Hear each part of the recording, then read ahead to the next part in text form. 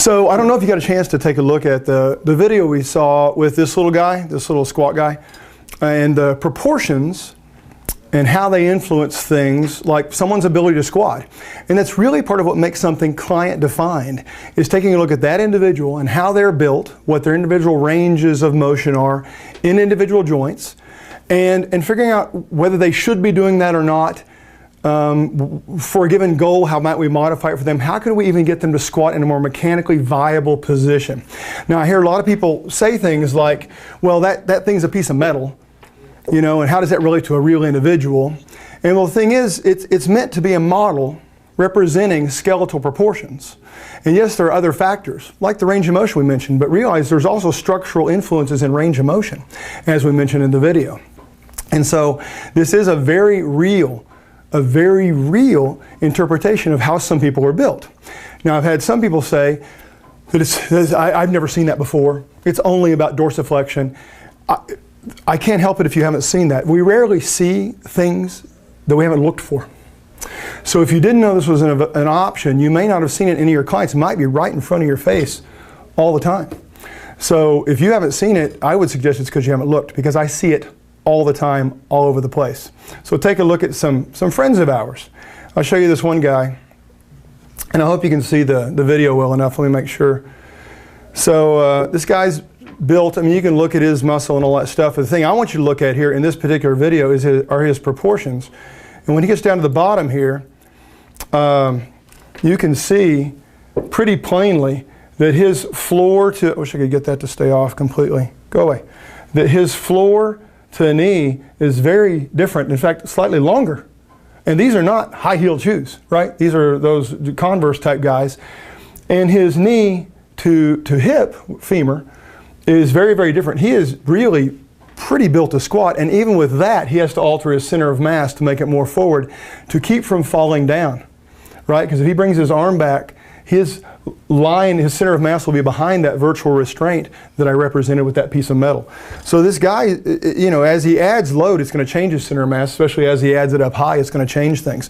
But he's going to go a little bit wider, and that's still going to alter his ability. And that's one of the things I wanted to talk to you guys about, is how you make adjustments on people. This little bit of width added in here, if I can back him up a second.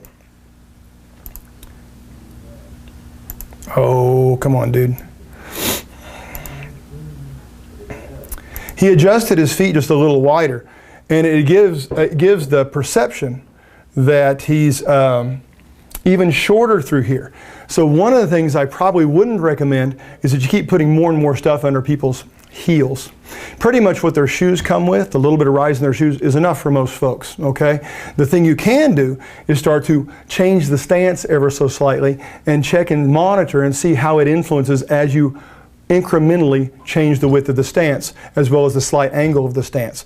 So that's pretty cool how that can create a foreshortening effect, where the length of the femur alters the anterior-posterior influence of the knee and the hip. But take a look at this other guy, because there's a lot of people out there going, oh, I've never seen anybody like that. That doesn't exist. Those things are like you know, Loch Ness monsters. Those are myths.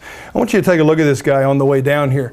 And he has no shoes on, but I want you to start to see, you can tell already, his proportions, floor to knee, are very much unlike the previous guys. Really short right here, really long right here, and much like I showed you with the little squat dude here, the metal guy, we have the ability to adjust that on here, but he doesn't. His trunk length is really short. Now watch this poor guy as he squats down with his feet relatively close together, roughly hip width. So he gets down there, and guys, he is exactly like I showed you in the other video with my little metal squat dude, because he's much longer here, and because of that, that's considerable dorsiflexion. He's not limited there. And by the way, those of you that think it's all about dorsiflexion, and you think dorsiflexion is always limited by the gastroc, the gastroc is never the problem in a squat, ever. Where did you learn anatomy? Because once the knee's bent, there's slack in the gastroc, relatively speaking. The chance that it's tight and limited dorsiflexion, you better start looking for something else if you think it's gastroc. So rethink that, please. So this guy's proportions, we can, understanding this client and letting his body define his ability to squat, not our preconceived choreographed notions of squatting, independent of goal or individual. We can modify what he does, and in essence, modify how it affects his back, how it affects the muscles that are participating, all that kind of stuff. So take a look at this next thing. Come on up, dude. Get up out of there. All right. So let's see what we had him do here first. I think we went with a little bit of width. Oh, he's just repeating. Yeah, I'm sorry. Okay, so there he is again, same deal. Trying to get lower, can't go low. Remember I told you about that? Oh, I can't go lower. He's got plenty of knee flexion, plenty of hip flexion. He can't go lower because of the virtual restraint created by, if he goes lower, he'll fall down. Now, there he adds some width. So watch how this changes things. And it's a little tiny bit of width change. It's not severe. You can tell right now the foreshortening thing I mentioned, that from this point of view, when you take a femur that's here, and I angle it away from you on one side or toward you on one side, in essence the anterior-posterior distance is altered. How far back the butt goes and how far forward the knee goes, which therein allows a different overall trunk position and changes the forces on the spine as well as the musculature you're trying to train.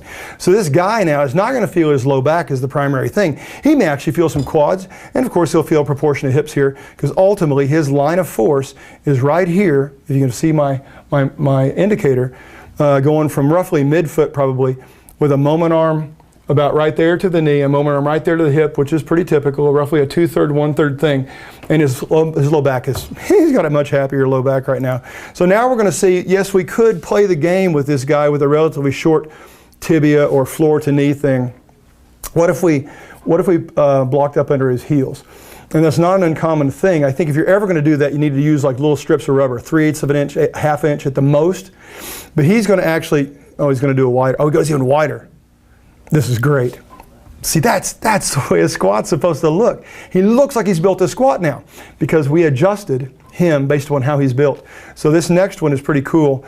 We put some, it's 1.25 inches underneath his heels, and he gets to stay more vertical. It starts to be akin to a front squat.